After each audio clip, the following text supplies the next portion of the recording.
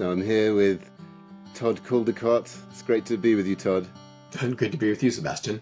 And as I was just saying, I've wanted to meet you for a long time. I feel like we've had similar paths in some ways and walked a lucky route through the Ayurvedic and herbal world.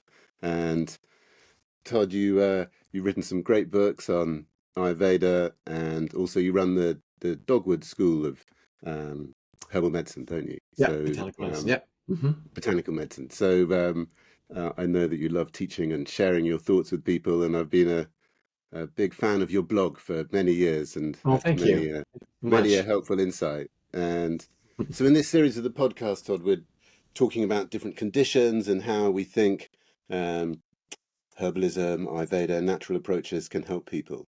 hmm And so as the autumn comes in and winter starts and we hit that time when mood may be an issue for people, I thought it would be interesting to look at anxiety and depression, because I've read some of your work and heard some of your talks on the subject, and I've always been interested in your view. And I always remember you pointing out that, despite the high levels of anxiety and depression we have in our society today, um, there's no mention of anxiety so much, specifically in Ayurveda. I just thought it'd be interesting to look at it from that side of uh, the Ayurvedic perspective around, what might cause these symptoms and these fluctuations in our feelings and our emotions, and how can we address them? Yeah, sure. That's my pleasure.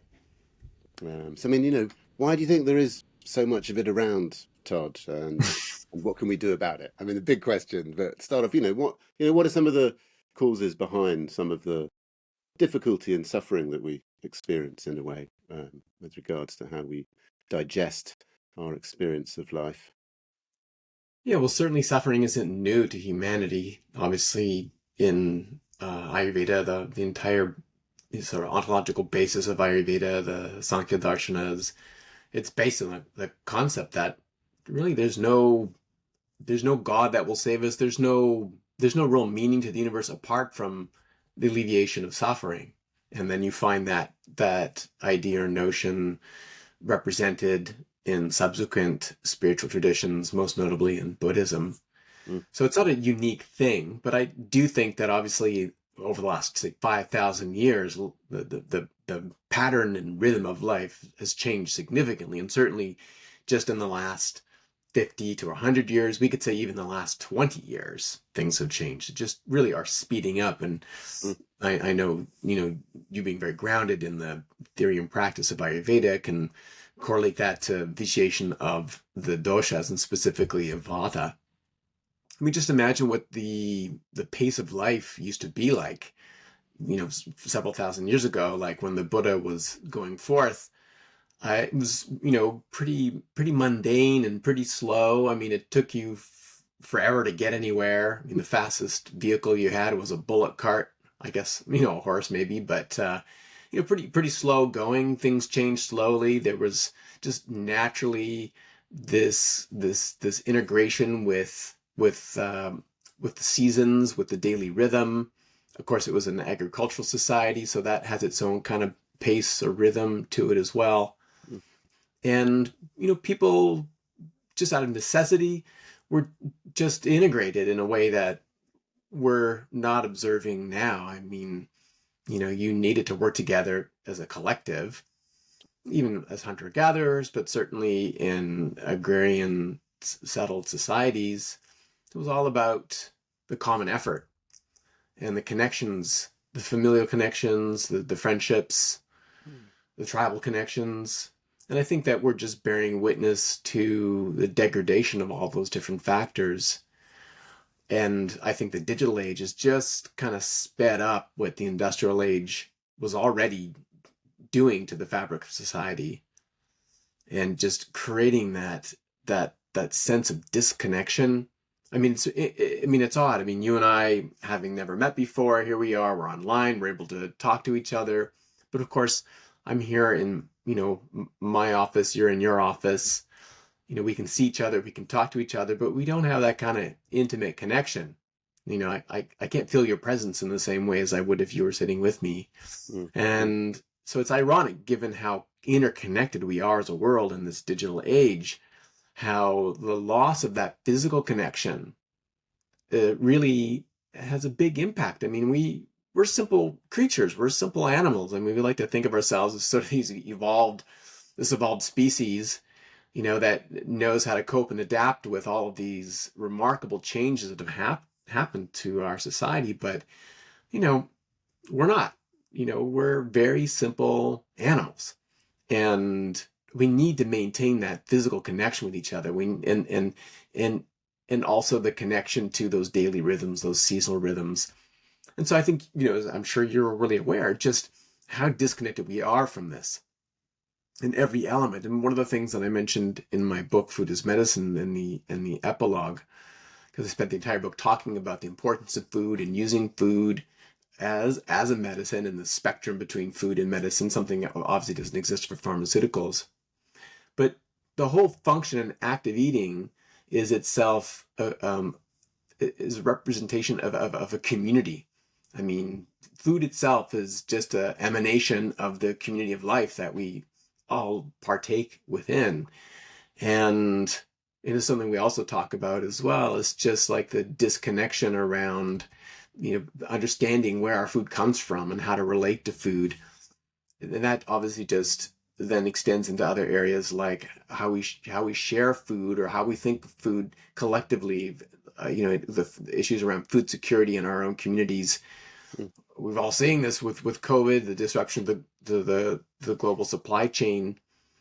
And I think that we're like at a turning point in some respects, where I think a lot of these issues are coming to the fore, and we're really beginning to start to examine this issue of disconnection and loneliness, and the sort of vibratory quality that you and I relate to the initiation of Vata.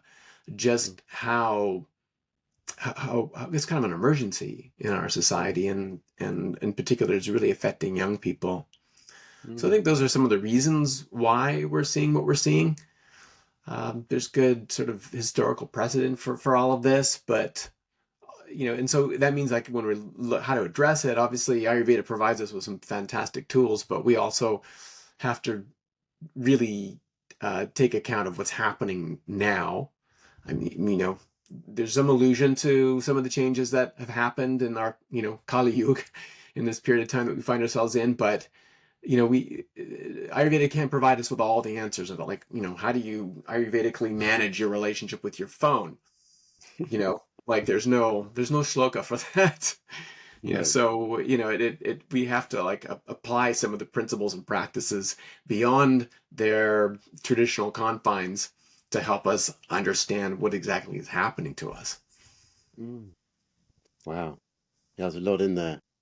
Yeah, I mean, sorry. especially this, it's a big question. There's a great answer, because you're emphasizing this feeling of sort of disassociation in a way that we have, um, from other people, but potentially from ourselves, in the sense that we're not connected perhaps with some of the natural rhythms and some of the feelings that are arising in us. And I love that you brought up so quickly, this idea of dinacharya, or the daily routine, and um, embedding that within our diets and our routine of how we eat. Because so much of what I think happens in clinical practice is when you hear these stories of difficulty and challenge, people affected by life drawn out of themselves in a way, how the simple practices that Ayurveda recommends, which are very accessible and affordable, most of them or many of them, and can become an integral part of your life, Mhm. they they become the bedrock of a foundation, of a rhythm and a pulse that you can create.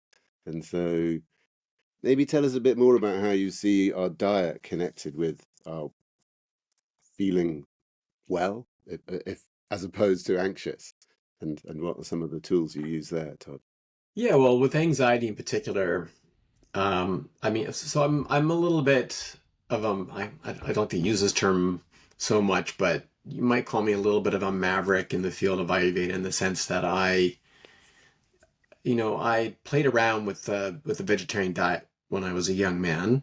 I was a vegetarian for 10 years, and for all the reasons that people are attracted to Ayurveda and Ayurvedic diet, and yoga, etc. And, I just hit a wall with it in my own health. And so, and then when I began to really look at this issue in the classical texts of Ayurveda and all the, traditional practices that we find throughout the subcontinent, I became aware that, like a vegetarian diet wasn't prescribed by Ayurveda.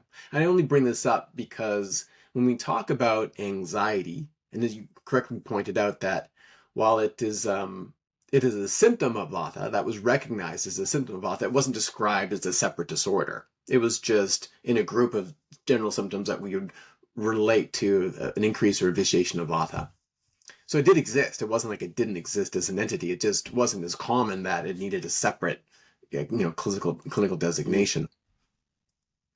So when you look at like different macronutrients, so this is carbohydrates, proteins, and fats, and we consider how they're digested and metabolized, and of course, Ayurveda views digestion to be modeled on that of a fire, and this is a concept that is found throughout all traditional indigenous systems of medicine, that they represent different types of fuel that will burn in our system in different ways and provide us with different benefits. And so it can be used intelligently to yield different results.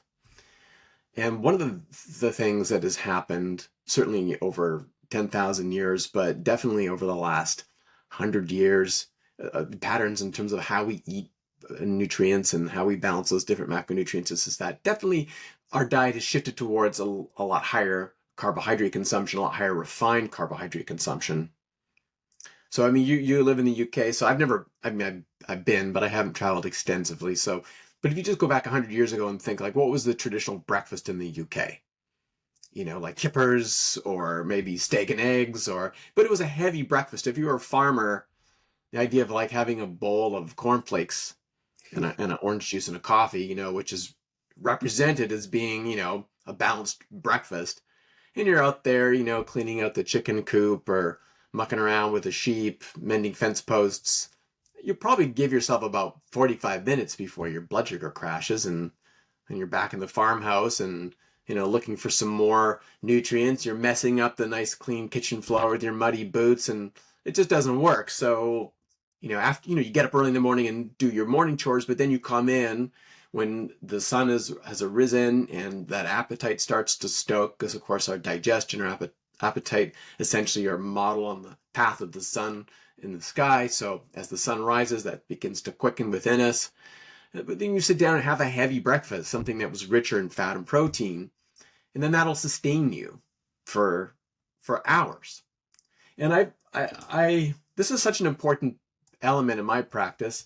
It's something that I realized more than 20 years ago. I had 3 kids, and I'd get up in the morning and get them off to school, and we'd make oatmeal and chop up some apple and a little bit of almonds, roasted almonds, and butter, a little bit of maple syrup, and it seemed like a healthy breakfast. And certainly they would eat it and they liked it, and I would go to work and I'd be in clinic and I'd see a patient or two, but then pretty quickly my blood sugar would just crash. And then I'd have to run across the street and, grab a coffee and a muffin or something, and then sit with my next patient. And after scarfing that down and basically tell them not to do what I just did. And I was like, this is weird. Like, how can this is not sustainable. So, I began to examine, like, what did people eat for breakfast? And based on that axiom of like to breakfast like a king or a queen and to dine like a pauper, an axiom that is found in almost every culture. I've talked to people from Iran, from China, all over the world. People have the same idea that traditional people eat like a heavy breakfast, not at like 7:30 in the morning, but it might be closer to noon, like is prescribed in Ayurveda, when your digestion is kind of at its peak.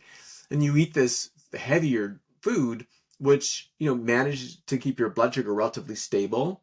And you're not just dumping a bunch of sugar in your system and then causing this spike in insulin, which then usually overshoots the mark and brings your blood sugar a little bit too low. So then you're in hypoglycemic pattern, and then you're on that roller coaster all day.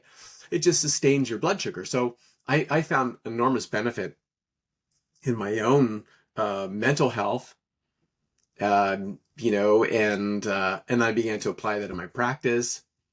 I remember having a patient many years ago. She was a yoga teacher, so she was really healthy. She was also a dancer, and she had been suffering from like acute anxiety for, I think it had been up for like 13 years, like just, and she tried lots of different medications, tried lots of different herbs. And ironically, she came to me and was asking for help, but said, I don't want to take any herbs. I've tried all the herbs. They don't work. So I was like, all right, we haven't given me many options to work with. I am a herbalist. So, her morning routine was to get up and have, a cup of coffee and a vegan muffin. She was, a vegan vegetarian, and she also had menstrual irregularities, which are pretty common in that pattern. And so I said, all right, well, fine. You don't want to take any herbs. So I want you to have lamb stew for breakfast every morning. And she was just like, I'm a vegetarian. And I'm like, yeah, I know you are. But you haven't given me any options. And this will be the most direct route to addressing this issue because it's going to have this neurostabilizing effect. It's a slow burning fuel. If you put kindling in a fireplace, in a wood stove, it'll combust and burn, but it won't heat your house. It'll exhaust itself in 10 minutes. Whereas a heavy piece of wood, some nice Douglas fir we have out here, or maybe cherry wood or something that's going to really hold the heat, that'll burn all day long. And so it's the same kind of idea that you give yourself a fuel that'll burn slowly. And so I convinced her. I'm actually pretty convincing in clinic. And so she did that. And then she called me up it was like 3 or 4 days later and was like, this is really weird, but I don't have any anxiety. Like, I don't have any anxiety, And then she called me about 2 weeks later and said that, I'm getting my period. She had this amenorrhea pattern. And so for a woman, especially, who women I regard as, their bodies are all about supporting life. Even if you don't have children, your body is still exuding this energy. Women's bodies, by nature, are a little leaky. Menstruation and lactation. Women bruise more easily, typically. There's this need to nourish and support women. And so this diet was a diet that actually provided that.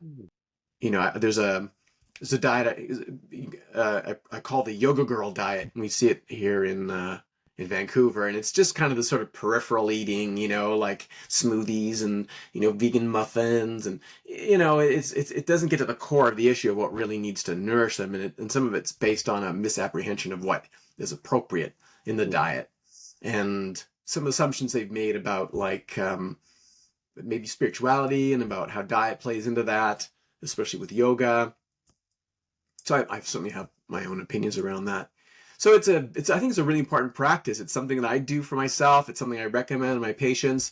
I would say, it's definitely in the top 5 recommendations I can suggest for people is to make sure that you're eating a protein, fat rich breakfast. Now, it doesn't have to have meat in it. If you're a lacto-ovo vegetarian, then you can certainly get by doing that. I mean, I get most of my protein from eggs. I don't feel the need to eat much meat, but I certainly do eat eggs and butter and and some other local proteins. So that one little recommendation can have a dramatic impact on someone's mental health, and specifically with anxiety, because anxiety is this high vibratory level, and then you're just sort of bringing everything down by giving a fuel that has this neurostabilizing influence. So it's a very powerful recommendation, but also very simple. Well, I wasn't expecting a lamb stew cure, but No, and if you look at DSM-5, you're not going to see that under anxiety, but it should be, maybe.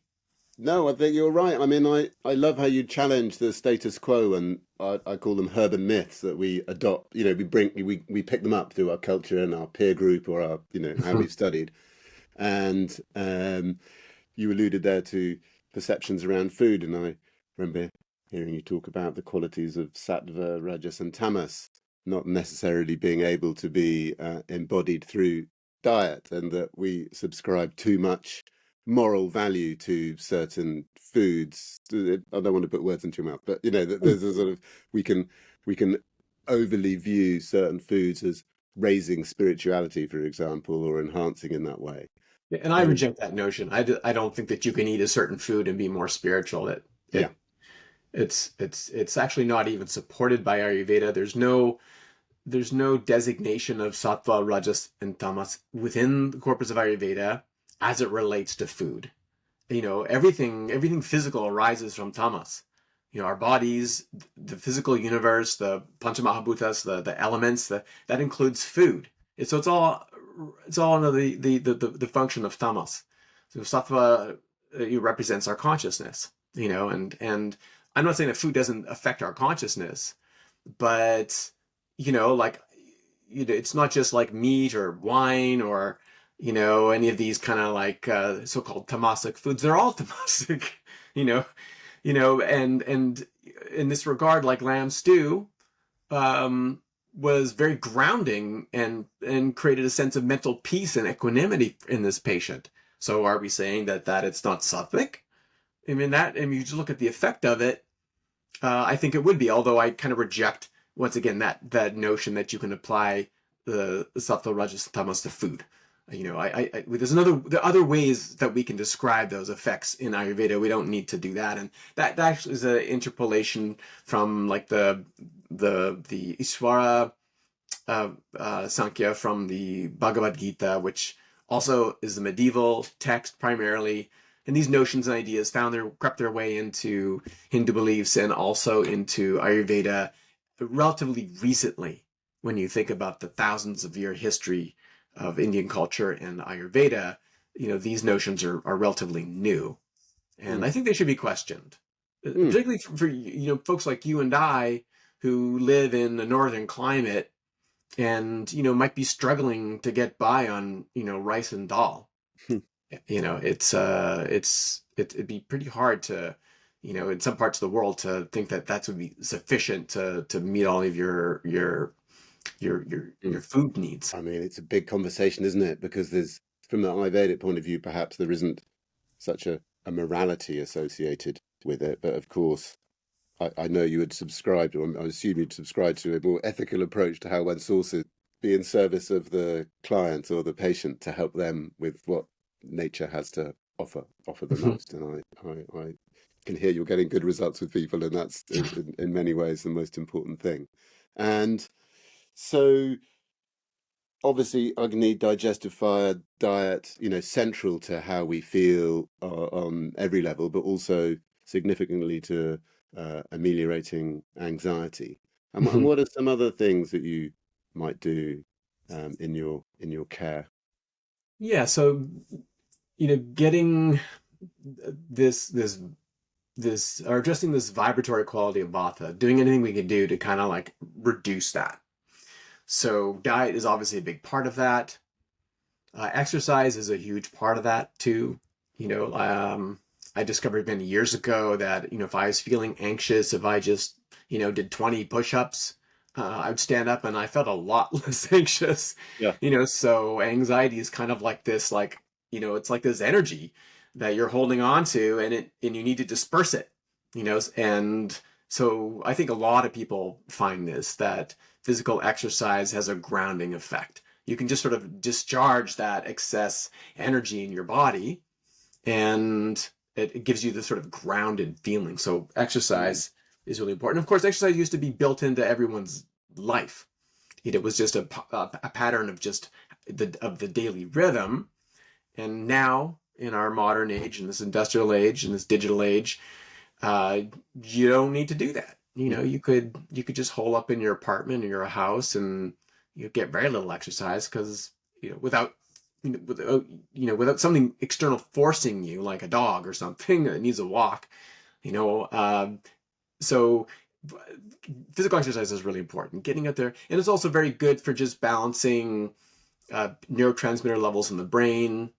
For example, like serotonin, which is associated more with issues around depression. Well, that's an oversimplification, but if you're not feeling depressed, then some people experience depression and then get anxious about that. And so you have this sort of dichotomy of depression and anxiety, whereas some people are more anxious and then kind of get depressed about that. I kind of like separate those two and kind of figure out what's the origin of that.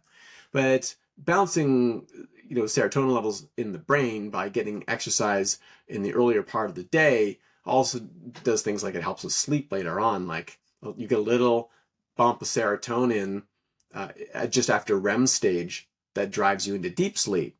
And, having proper deep sleep is going to have a big impact on the anxiety levels the next day. If you wake up feeling restored and rejuvenated, having that wonderful effect of that balancing kapha property, and you get up and you're just feeling nourished and supported by that, then of course the anxiety levels are going to be a lot better. And there's a lot you can say about our sleep hygiene and anxiety as well, and how there's a lot of dysregulation basically since the advent of electricity and electric light, but it's gotten even worse, of course, with handheld devices that we stare at before we go to bed. So physical exercise, that nourishing diet. And I'd say another major component that I try to address is just sort of thinking energetically, like what is the nature and quality of anxiety? Like the capacity to to fret and think and worry about things that haven't happened to you, that might be happening in the future. It may sound weird to say, but it's a creative act, right? Anything that kind of takes you out of the present moment and you're projecting yourself into the future, you're imagining that. There's a function of imagination, and that is creativity. But it's kind of a reversed or backwards flow of creativity. I know you're familiar